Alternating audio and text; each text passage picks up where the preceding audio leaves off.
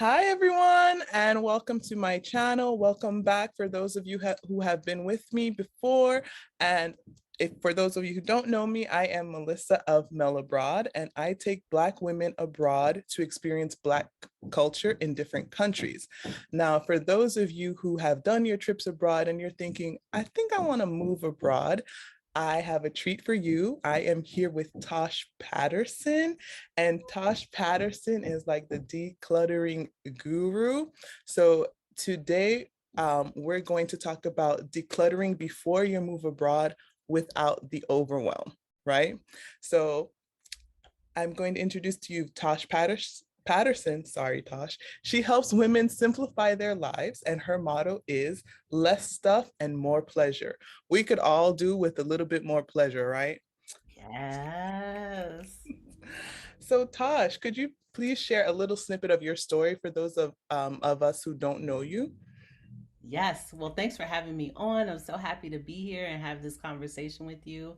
I was probably like many people who watch your channel. I was following the rules, and I had gone to school, and I had a job and a house, and I got married, and I was checking off all the things that society says makes you successful.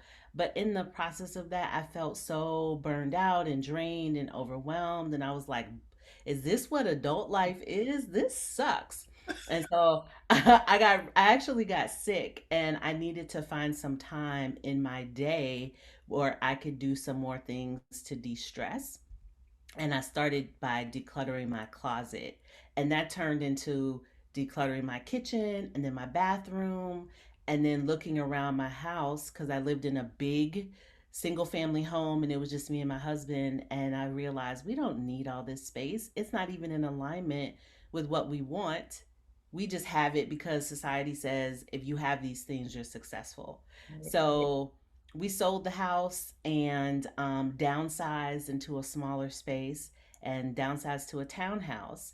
But then after being in the townhouse, we were like, we really just want to live abroad. So we are in the process of selling it all, purging, and we are about to move to Mexico So and live that exciting. expat life. Yes, I'm so excited.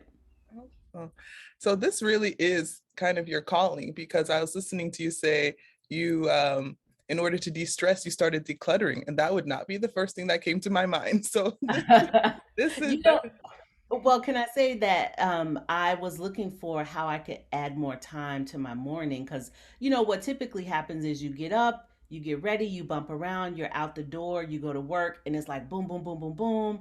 Then right. you gotta fight traffic to get home. So I figured if I could get ready in less time in the morning, then I would have time in the morning to do the self care routines. And I found this thing where this woman was talking about how you could simplify your wardrobe and just have like a handful of things that you wear. And I said, I can do that. And that's how it all started. Oh, got it. Okay, cool, cool, cool. So, yes, ladies and gentlemen, this is Tosh. We're so happy to have her here with us. So, I am in the process of moving to France, and I should have been I, packed and ready to go now because I'll be leaving in about 3 weeks. But I feel overwhelmed. So that's why I'm so happy to have you here because decluttering feels overwhelmed. How do you like take your years of living in the United States and then get rid of it or consolidate it? I don't even know where to start. So, do you have any tips on how we can organize ourselves?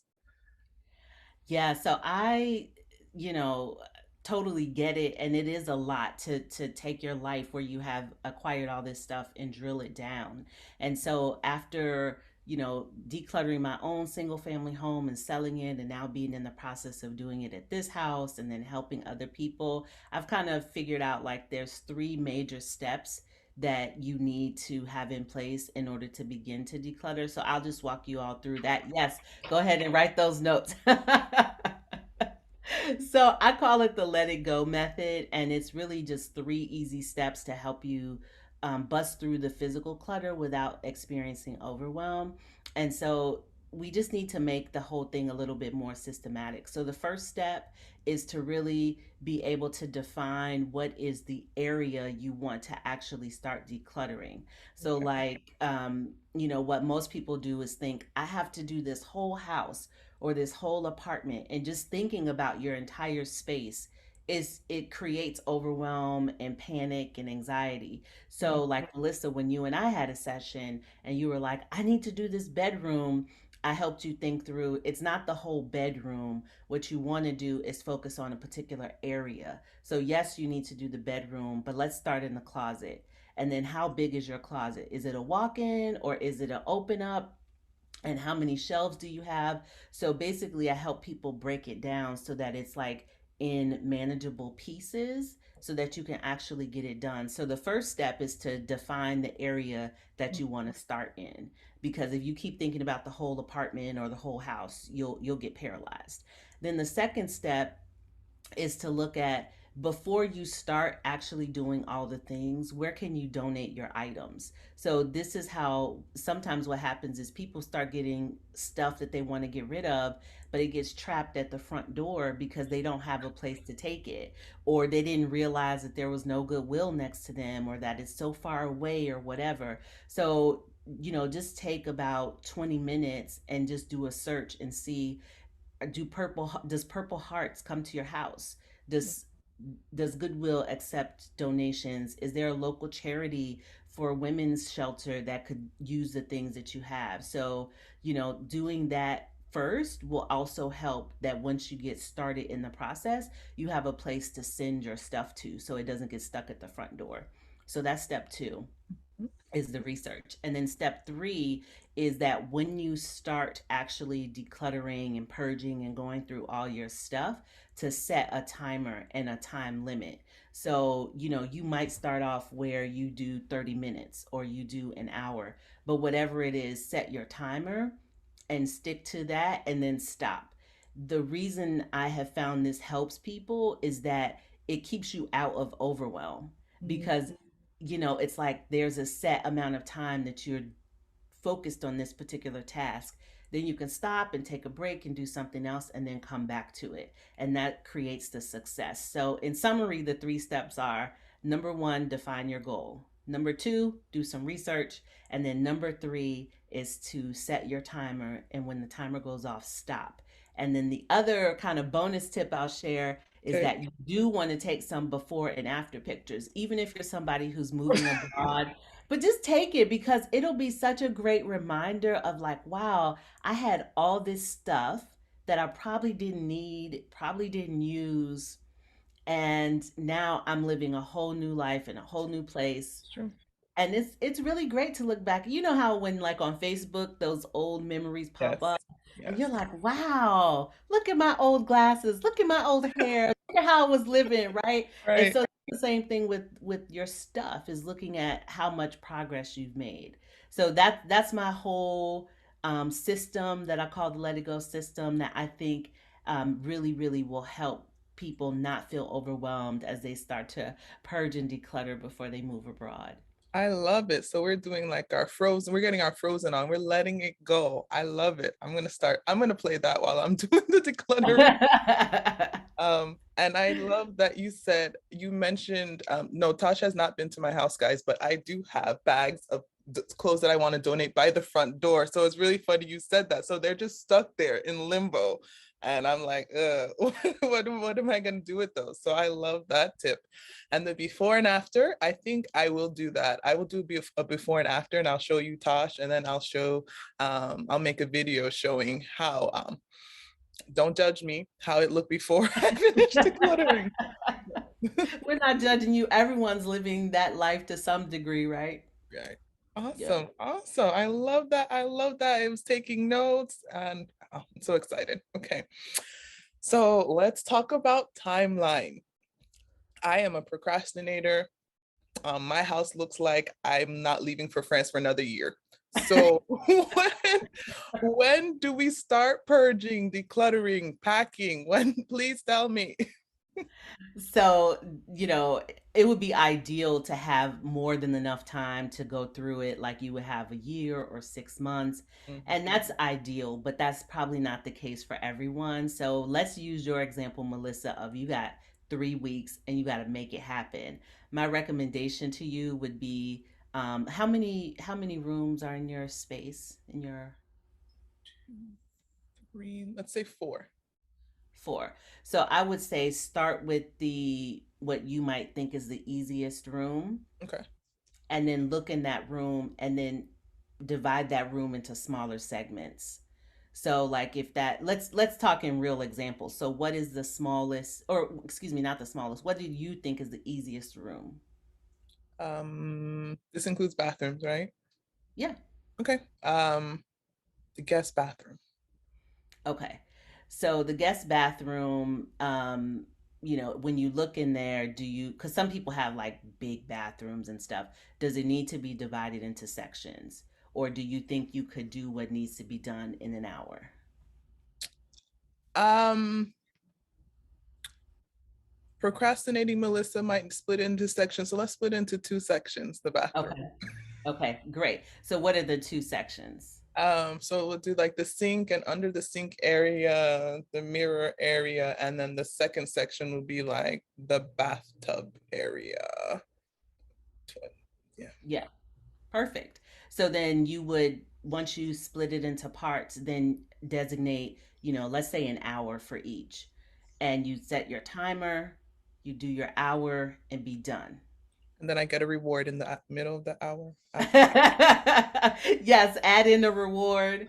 And then, like that'll help you actually stay focused. So, because you don't have a lot of time, you only have 3 weeks, I would say you probably need to do an hour every day in the morning if you can, or sometime early in the day, and then an hour at night so that you could actually get through all the rooms. But the key is to look at the room and then divide it into smaller sections and dedicate your work time to that particular section. It'll help you not feel overwhelmed that you have to do all these rooms. Mhm. Yeah, thank you for that because I'm about to just be like, people come get my stuff. I don't care. Take it all. Whatever. And the other thing, this is the unconventional approach. Okay. Okay. So, the other thing you could do, and I have shared this tip with a couple other people who've worked with me and they're moving abroad, is that you could pack what you need Okay. into your suitcases, and then everything else you could assume that you don't need it. So, you could donate it, sell it, give it away. Okay. Okay. So start first with what you need, and then whatever you don't need, it goes away. Like however you're gonna get rid of it. Yeah, now, and that is a hardcore approach, but it could work for some people. So I actually am experimenting with it myself, Mhm. in terms of I thought I was going to be able to like just pack a suitcase, one suitcase for Mexico and like hit the road. But what I did was I packed what do you call it? A Rubbermaid bin. Okay. So Hmm. I put all the clothes and shoes and everything that I think I'm going to need into the Rubbermaid bin. So now when I look at my closet, I'm like, okay, I don't really need that other stuff because I've put to the side what I'm going to be packing into my suitcase. Does that make sense? Yes. So that should help with the decluttering. Okay. Whatever doesn't fit or whatever I don't need is gone. Cool.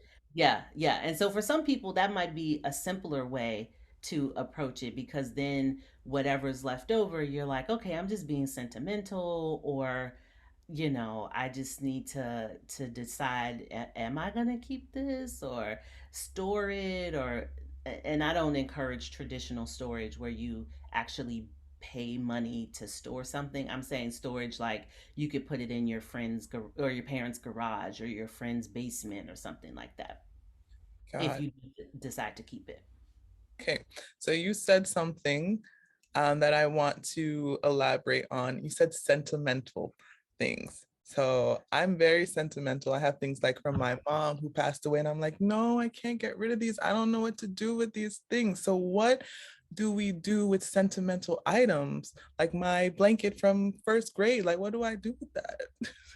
Oh my goodness. So many people struggle with the sentimental items. And, I will say there are five different ways that you can approach sentimental items. So, one way is to just capture a digital memory. So, I worked in an industry for 10 years and I had different awards and stuff. And I realized I don't want to carry these awards around. I don't need to keep them. So I just took pictures of them and then I recycled them because they were glass awards. So Yeah. I put the glass in the recycle bin. So you could do it that way. Take a picture. The other thing you could do is if it is a sentimental item, can you pass it on as an heirloom or give it to someone else so that they could enjoy it and take care of it for you so that you're kind of sharing whatever that item is. Um, Another thing you could do is to repurpose the item so that it's actually something that you use. So, could this blanket be sewn into a bigger blanket that you drape over your couch or that you have with you? Um, you know, or another creative way that you could repurpose it. Like, And then this doesn't apply to your example, but sometimes people, I've noticed they collect items. So you might have like five little figurines and they're all the same, but they're just in different colors. So mhm. I would say instead of keeping all five, could you keep one so that you actually have it? Like you still have one of the five, but not all five of them. So, and then the other thing you could do is I have one of those big trunks that college students sometimes take to school with them, where it's Mhm. a black trunk. And so I have all of my sentimental items in there, things that don't really, I'm not going to give them away. I'm not going to repurpose them. I want to keep the physical item. I just have it in that trunk. So anything like pictures that I don't want to get rid of, old t shirts, old I went to Catholic school, so I kept my little school, my skirt that's in the basement. So that could be another way that you could keep the sentimental items, but then you'd need somewhere to store them. So, could you leave them with a family member or someplace else so that you don't have to pay for storage? So, the one thing I want people to hear is that I really discourage the use of storage. Do not use storage because you're going to forget about it and you're going to be wasting money on on stuff that you don't even really probably won't come back for. So don't do that, please. No storage. We are team no storage. Yeah, I Yeah. agree with you on that. Okay, so I'm just thinking, I'll have to make some time in those 3 weeks to deal with the sentimental items too. And of course, I'm procrastinating on that also, but you gave me some tips, so that should help. Awesome. Love it. I'm so excited. Okay, so I know how to reduce the overwhelm of looking at everything. And I know how to deal with the sentimental items. Now, how do I pick what to pack, what to bring? Like, I know I don't need all my shoes, but they're all pretty, right? Like, how do I decide what to bring and or to leave behind? Oh, Melissa, don't take all the shoes. And they're in different colors. Oh my, I, Don't do it. Don't do it. So my recommendation in terms of what to choose is to really take with you when you're moving abroad what's going to be practical for where you're moving to, like for your everyday life, because you know the shoes you want to take that are all glittery and cute, you're probably not going to wear those because you don't wear them here, do you? Do you? um Right, I know you don't. I like to look at them. Yes. Oh my goodness. So I say, when you're packing for your move abroad, to just pack the type of clothes and shoes that you are going to wear on an everyday basis and not take this like one day, someday, I might wear this cute black dress with these frilly feather heels and my leather bag because Yeah. you probably just won't.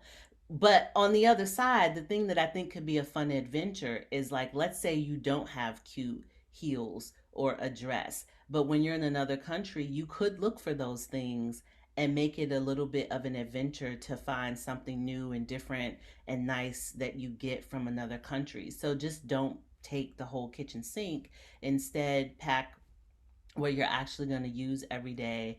And you're going to have to make the hard decisions. I know you don't want to hear that, but but ultimately you can't take everything. Um, and so you got to make the decisions of, I think the easiest way to approach it is to just take your everyday stuff. Like, okay, I know I'm going to wear jeans or skirts or tennis shoes or loafers or whatever. Just really pack those items. And then the other piece to consider too is that some people are moving from colder climates like me. I live in a state that has all four seasons, but then I'm going to Mexico and I'm going to be staying in an area that's pretty tropical all year. So there are a lot of items that I just don't need anymore.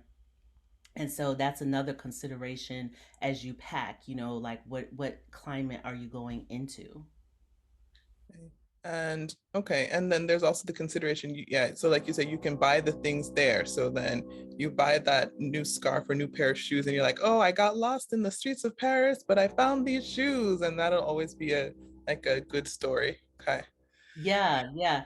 And the other thing too, like this is an experience I had many years ago. I worked with a program called Semester at Sea, and so I lived on a ship for 4 months, and we literally traveled around the world. And I had brought with me all of these toiletries, like so much stuff, and I didn't even use half of it. But in the middle of my Semester at Sea journey, I realized, oh my goodness, other countries they have lotion and soap and other things that I wanted to try and experiment with, and I didn't really need to bring all of this stuff. So unless you have something that's really specific that you need for your skin or your eye care or whatever, like of course bring those things with you from the US. But by and large, all the other stuff that you need, toothpaste, deodorant, lotion, extra towels, new shoe, they're going to have that in the new place. So just keep that in mind. So err on the side of like minimalism, like take less stuff than you think you're gonna need. So I'll take not all my babies. Okay, not all my shoes. Okay. I'll Yes, find a bed, I'll find a new home for them, for someone who'll care for them. Okay. yes, yes. Okay, Tosh. Okay, I hear you. I hear you. So on that note, I said give my shoes a new loving home. But do you have any suggestions on how to decide what to sell, what to keep, what to donate? Yes. So, in terms of sell, I would suggest walk around your home and grab the items that you want to sell and put them in one specific place so that you can take pictures of everything and then post it. And so, some people may have electronics that they want to sell, or you may have high-end jewelry or purses or shoes that you want to sell or furniture. And so, you want to start that process as early on as you can so that there's time for people to see it and you need to go back and forth and manage that whole process. So that's the sell piece. And then the donate piece, I kind of have a tier for how I donate. So there's a local women's shelter by my house, and I like to donate my old work clothes and purses and nicely like gently used shoes and stuff to them, because I know that's a community of people who could really use my stuff, and I'm a plus size lady, so I know they probably don't get a lot of size like 1820s. So I make the effort to actually go over there and take it to them so they can benefit from all of, those nice things. And then whatever I don't give to them, I actually just I donate to Goodwill, which for me is kind of on the bottom tier. But again, I did research beforehand to be able to find this local shelter and all of that. So that's donate. And then in terms of what you're going to keep, well, that's probably going to be in suitcases already, of what you're taking. So If we followed your plan, right? you're going to follow the plan. Awesome. Awesome. Oh, this has been amazing. I have like this newfound, like this fire lit under my butt to get this done. And I know you have a declutter starter kit, right? At toshpatterson.com/declutter kit. I'm going to link that below in the description. And that's to give that they can get a step-by-step guide on how to clear physical clutter in their homes, right? Yeah, yeah. So I have some that in the declutter kit, I give you some little worksheets and it outlines what we were discussing earlier. And I also go into some more details of like hacks and things you could be asking yourself as you're in the purge and or declutter process to move abroad. So it's a great little resource and I encourage people to grab it. And it's free. Okay, I'm grabbing Yeah. 3. No, just kidding. Great. I will put a link to the Declutter Starter Kit in the description below so everyone can go there and check it out because as you can see from our talk today, Tosh Patterson is the real deal. She knows what she's talking about. So I love her. I'm so glad you had me here. Thank you. And I love sharing all of these tips. And I just want to encourage people and say it's possible. I know in the beginning it feels like there's so much to do and you may not have a lot of time, but regardless of that, if you focus and just do like a little bit every day, you'll be so amazed at what you'll accomplish. I'm gonna do that before and after picture. I think that'll help me too from because I think I'm looking at it and I see everything like there's a mess and I'm like, I don't know where to start. But you gave some great tips, take it room by room and even in the room, um, reduce it even further to what you start with. So that's a great tip. So, okay, Tosh, 3 weeks, right? Okay, I can do You this. can do it. You can do it. And I'll be your cheerleader. I You can send me those pictures. Okay. Okay. Awesome. Awesome. So I hope you ladies out there, you'll start simplifying your life and make space for more pleasure and what matters most to you. Be sure to subscribe if you want more videos like this with tips about moving abroad and with more fabulous guests like Tosh. Right? Like, subscribe. Thanks, guys. Later. Bye.